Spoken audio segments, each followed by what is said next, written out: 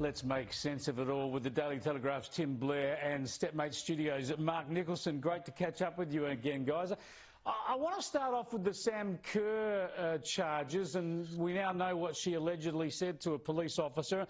And it occurs to me, Tim, that if I was to walk into the front bar of a Horsham hotel and buy you a beer and say, "How you going, you stupid white bastard," you'd pretty much see that as a term of endearment, wouldn't you? I do get called that a lot.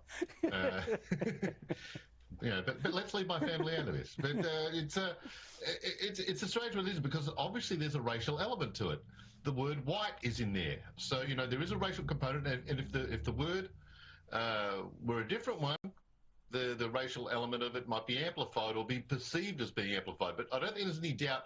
Once you throw white in there, there's a racial element. But again, at the same time, exactly as you said, not a lot of people who are of that skinnular persuasion, Chris, would be that perturbed by such a title. I don't think they would. And Mark, look, I think it's appalling if you're abusing police officers. I'm not excusing that sort of behaviour, that alleged behaviour.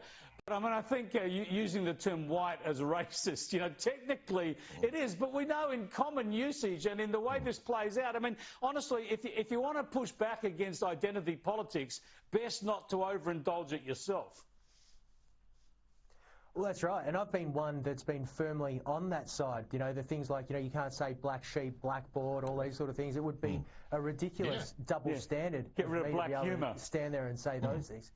Yeah, but like my point is that it's not racist, because I think that word's been hijacked by the left anyway and completely taken away from what it really is, which is a hatred of someone on the basis of their race. I think when you look at this, you can see it's not that she hates this person or this copper because he's white. She's just trying to be derogatory, and that's almost kind of worse in my view than some ridiculous label that we can throw around on Twitter. Yeah. She's a representative of Australia. She's got an Order of Australia medal. She's a role model for kids all around the country. And to hijack a phrase that the left love to use, do better. Yeah, no, she should do better. Absolutely. Now, Tim, I want to ask you about the ongoing controversy about a planned second heroin or drug injecting room in Melbourne. And look, the government should reveal it, of course, but I really wanted to raise this issue with you, because it was you who famously pointed out regarding an injecting room in Sydney many, many years ago that you're not allowed to smoke in the injecting room.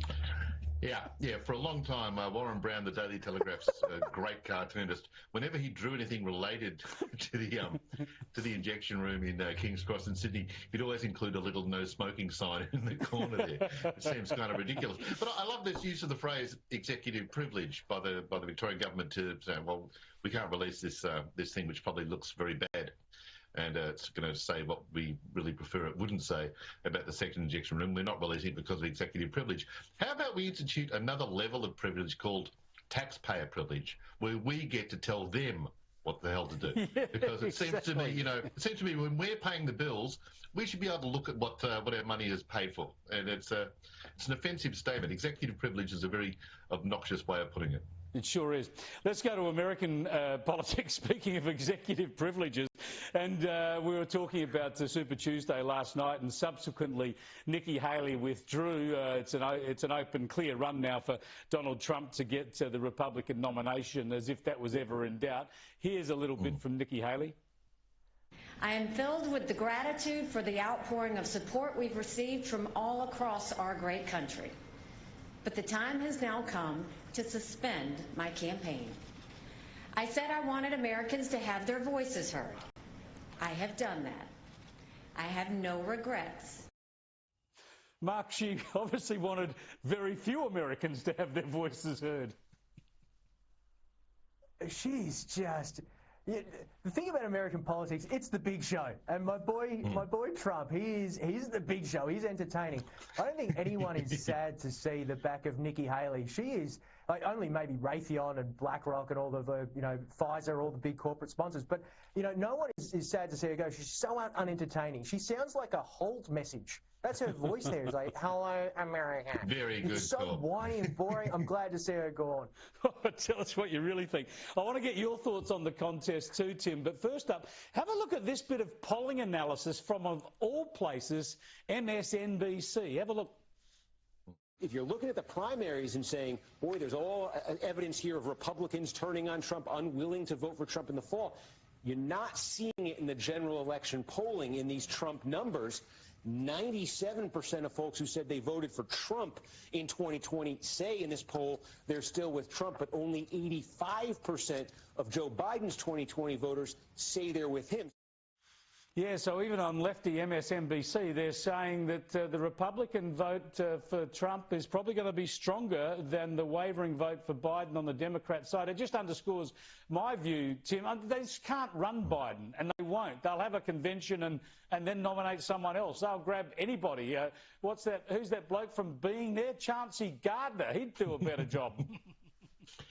Yeah, just first on Nikki Haley, I think she might have. She said that she had no regrets. You know, apart from losing, you'd assume she regrets losing to Donald Trump a whole lot. That will be a major lifetime regret. You know, just to clarify on her behalf. But yeah, I think what we're seeing here as well is, as in Australia, people hate pylons. They hate it when dominant figures are able to push people around, and it's backfiring. I think all the legal, all the media, all the social media attacks on Trump have massively backfired. They've actually made his support more committed and more solid. And as we're seeing now in the numbers, even stupid MSNBC can't really weasel a way out of it, can they? Yeah, they can't ignore it. Mark, you've become our resident animal welfare expert after your exploits wrestling with kangaroos. What do you think of Virgin allowing people to take their pets on planes?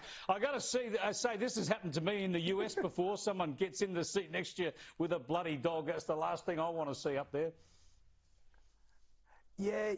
Look, at first I was okay with it. Like, as long as no one brings kangaroos on board, Chris, I'm okay. I think I'll be pretty bloody safe. And I liked the idea. I was like, that could be cool. I could take my dog on board. That'd be sick. But it's only for little dogs. You know, my dog's like 27 kilos. He's big.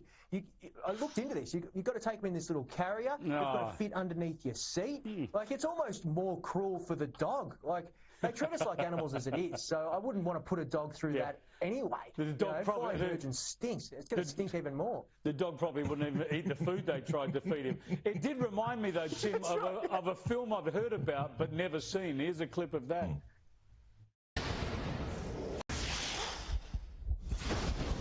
You know all those security scenarios we ran? We smack in the middle of one we didn't think of. Can anybody hear me?